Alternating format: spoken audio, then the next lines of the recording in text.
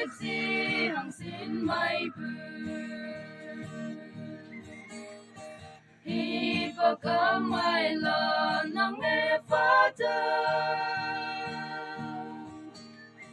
ô có cả vang mùi mà thứ tay chim để men trong phở ô có cả vang nắng xếp si ai yên phong đê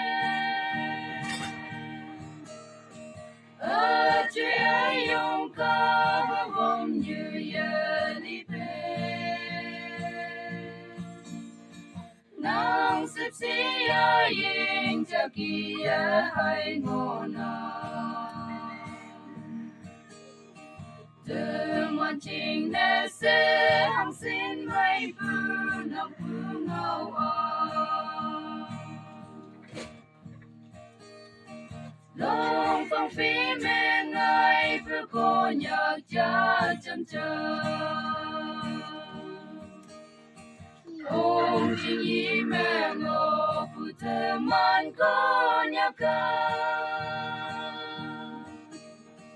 quang nhạc quang ngài hi bác ghé sinh về chữ lên thế kì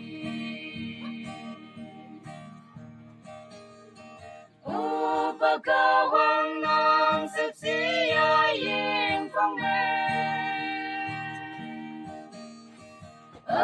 chuyện ai用cả vòng như giờ đi về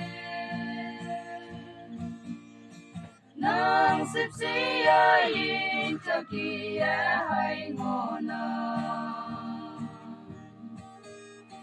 từ một trình để sẽ hằng xin mây bưu nọc bưu ngầu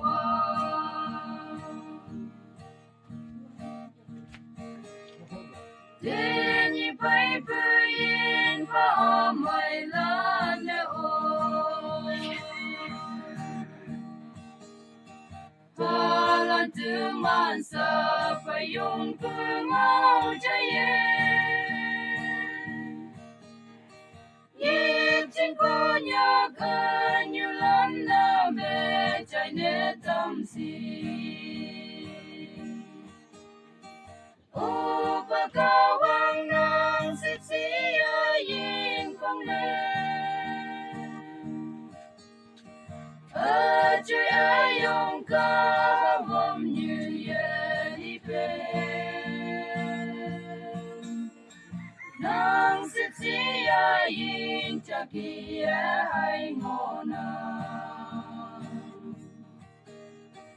từ mà trình để sẽ hằng xin mây bưu nồng bưu ngầu